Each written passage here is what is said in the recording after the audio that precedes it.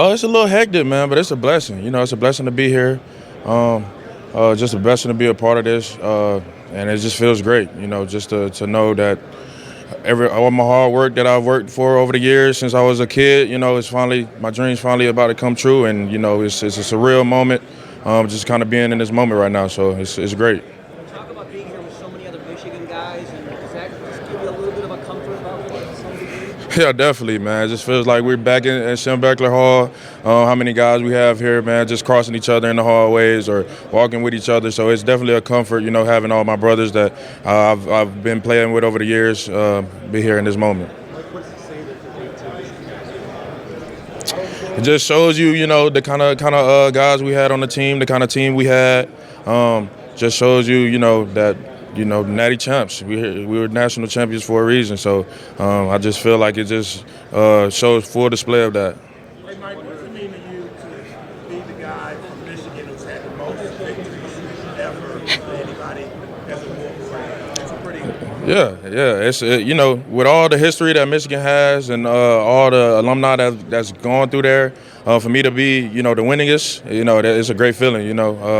Just thinking about all the greats that kind of came in and out, man, and I can say I have more wins than all of them, in Michigan. So it's a great feeling. So what have you learned about your journey, about yourself, your journey? I mean, you went to Michigan as a quarterback, right? Mm-hmm. And you played how many different positions? About 4 or 5. Yeah, just show how tough I am, how resilient I am, mental toughness. I feel like I show a lot, to myself kind of throughout my career at Michigan.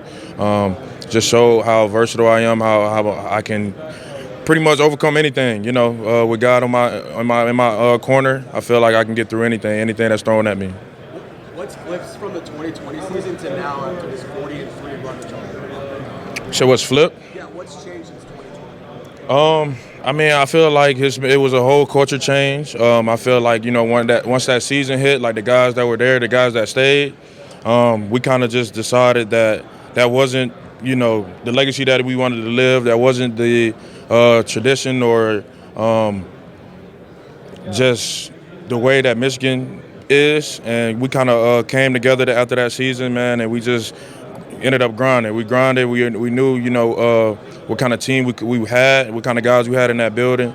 And we just had to go out there and continue to display that. So over these last couple of years, I feel like it's just been, just I don't know the word I'm looking for, but just kind of a showing of that. Hey, Mike, what's your favorite Jim Harbaugh story that you can share with us that kind of speaks to the essence of all the years? First thing that just came to my mind, it was crazy. I haven't even thought about this in a while, but when he was recruiting me, he came on an official visit to my home, and my mom had bought pizza, and I think it was like 3 boxes we had, and he ate a whole entire box while he was there. He was like, yeah, man, I've been flying all over the place, man. I'm kind of hungry. Ate a whole box. So that's the first thing that come to my mind. But it's just all the stories he has, just random, little small things he give on a day-to-day basis. I can't think of one of them right now, but it's just always something he gives. Does that help you with the relationship with him?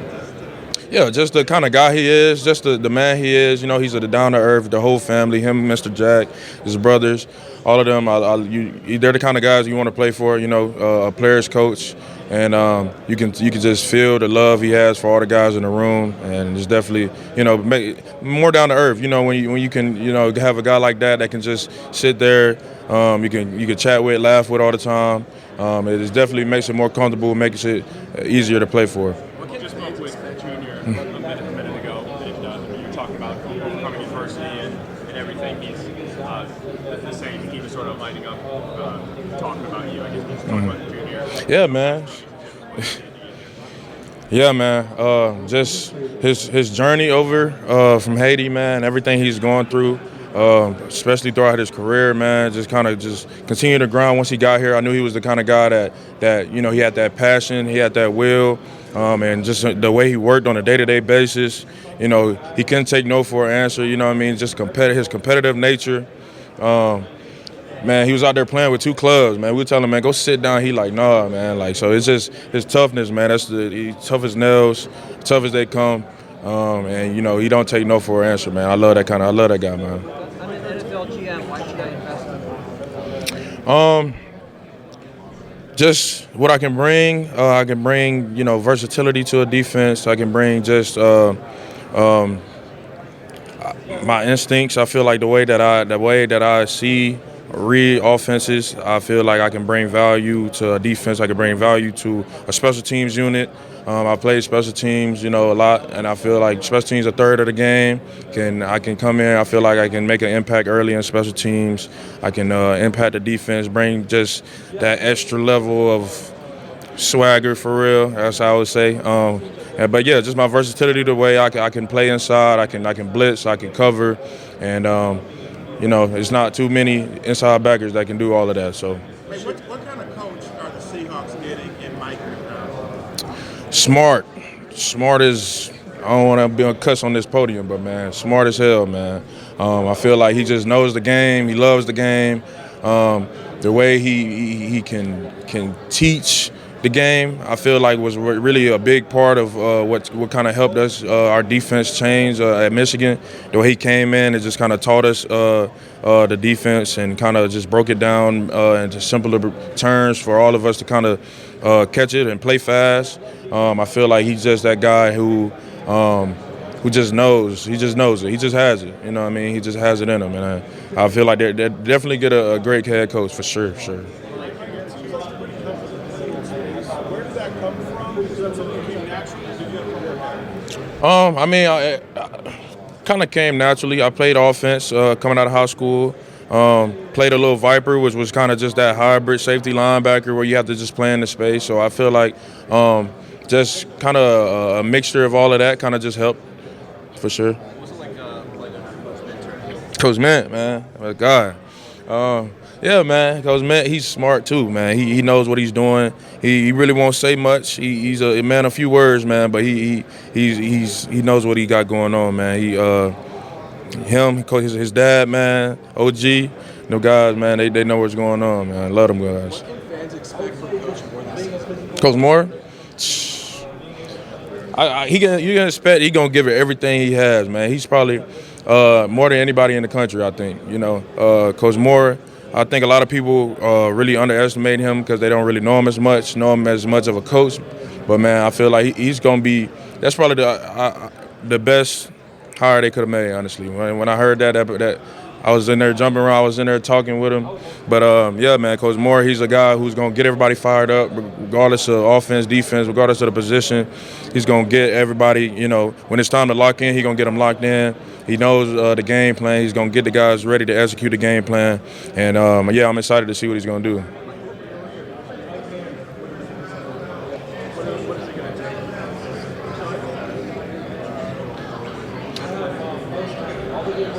Just keeping the culture, you know. I feel like, you know, over the years I was there, it was a culture that was built, and just being able to really just lock into that, you know, and not really get deterred by everything that's going on. Just kind of stay on that one-track mind that we always talked about, and just being able to focus on the job at hand, man. Just going out there and kicking ass every week to week. So yeah, just keeping that in front of the mind, just not letting all the outside noise really get in. And, you know, just continue to grind. They know, you know, the kind of work ethic it takes, what kind of work it takes on a day-to-day basis, and just continuing to do that.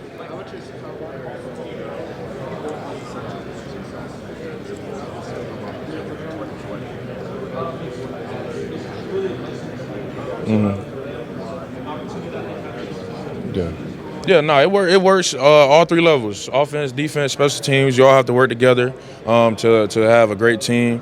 You know what I mean? You don't want to have the defense out there too long, or you don't want to have the offense out there too long. You don't want, special teams with field position. It all works together in some kind of way. And so for you to have a great team, got to be great on all three levels.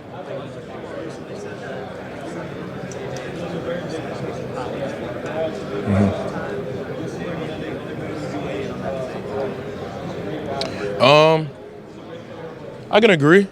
Just with his career, I'm pretty sure his winning percentages is definitely up there, probably the number one. But yeah, he's just a kid who knows how to win. He knows how to. He finds a way to win, finds a way to make plays with his feet, with his arm, confidence. And I feel like that confidence brought success with him. Yeah, I have a little bit. Just kind of informally, just kind of just talking ball. Not, Your strength coach gave your talent in Chargers, Ben Herbert, kind of come with a reputation. man, Herb. Yeah, no, that's one of the biggest reasons Michigan won a national championship this year.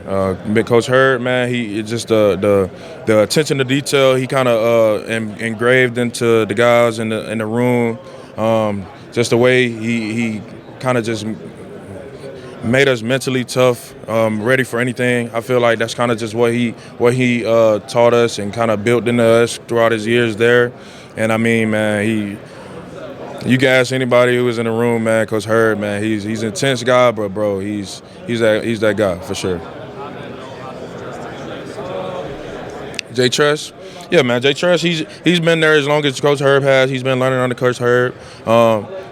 Coach Jay Tress, he was a young guy coming in, but over the years, like I've been there the same time. I think we all got there at the same time. So like just being able to watch him grow, being able to see him just the way he's grown over the years, he's definitely ready to go take over that. Coach Herb, he's been under Coach Herb these last couple years, just learning, and he's towards the end, he was starting to take over more, getting more those leadership roles, taking over when Coach Herb wasn't there. So you could definitely see that, where that transition came from. So I'm glad and happy to see where Coach how Jay Tress takes that over. Have you been with the Cowboys? I have not, actually. I have not, for sure. Yeah, we had to beat Georgia, had to beat Ohio, and it was just kind of after we played them, we just knew that we lost that in the trenches, and so we just kind of took that, and we had a beat Georgia drill, I think once a week, to where it was just 11 on 11, all run, all play action passes, just no shotgun, to where it was just down south dirty deep football, so you got to go in there and win it in the trenches, and it's a mindset thing. So we just kind of brought that into practice, and continue to do that.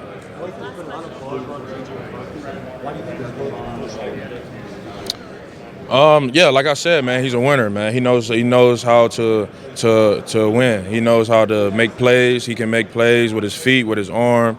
The confidence he brings, it kind of just it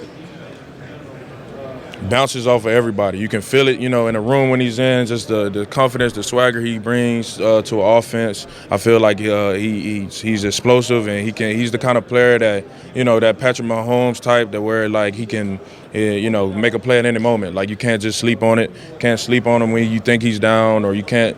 He'll throw a ball out his butt for real, like one of them. Like you never know. So he just can make plays, man. He just you can always tell he was that player even when he first came in. Just a playmaker, winner. Hey, Mike.